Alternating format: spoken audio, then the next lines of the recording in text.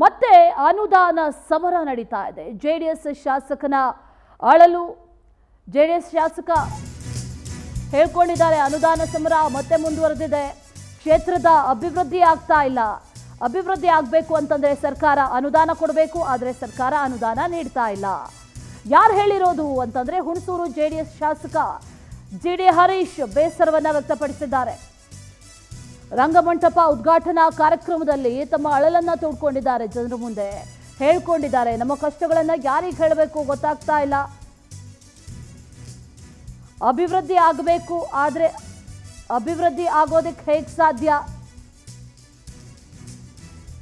ನನ್ನ ನಾಯಕ HDK ನಿಖಿಲ್ ಬಳಿ ಹೇಳ್ಕೊಳ್ತಾ ಇದ್ದೇವೆ, ಕೇವಲ 2 ಕೋಟಿ ಅನುದಾನದಲ್ಲಿ ಅಭಿವೃದ್ಧಿ ಆಗೋದಕ್ಕೆ ಹೇಗೆ ಸಾಧ್ಯ?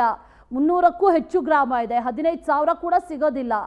ನಾನು ಸಂಕಷ್ಟದ ಪರಿಸ್ಥಿತಿಯಲ್ಲಿ ಶಾಸಕನಾಗಿದ್ದೇನೆ.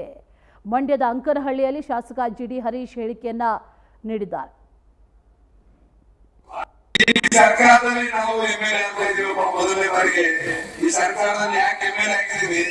ಪಾದಯಾತ್ರೆ ಮಾಡ್ಬೇಕು ಅನ್ನೋದನ್ನ ಕೊಡ್ತಾ ಇಲ್ಲ. ಕೆರೆ ಕಟ್ಟೆ ಎಲ್ಲ ಹೊಡೆದೋಗವೆ.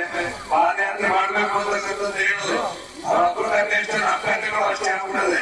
ಮೊದಲನೇ ಬಾರಿ ಗೆದ್ಬಿಟ್ಟು ಈ ಸರ್ಕಾರದಲ್ಲಿ ನಾವೆಲ್ಲ ಶಾಸಕರಾಗಿದ್ದೀವಿ. ನಮ್ಮ ಕಷ್ಟ ಯಾರು ಹೇಳ್ಕೊಳ್ಬೇಕು? ಯಾಕೋ ನಮ್ಮ ಕುಮಾರನವರು ನಿಖಿಲನವರು ಇರತ್ತೆ, ಅವ್ರನ್ನಾದ್ರೂ ಕಷ್ಟ ಸುಖ ಹಂಚ್ಕೊಳ್ತೀವಿ. ಬಹುಶಃ ಈ ಸರ್ಕಾರದ 1 ರೂಪಾಯಿ ಅನುದಾನ ಕೊಡ್ತಾ ಇಲ್ಲ ನಮಗೆ.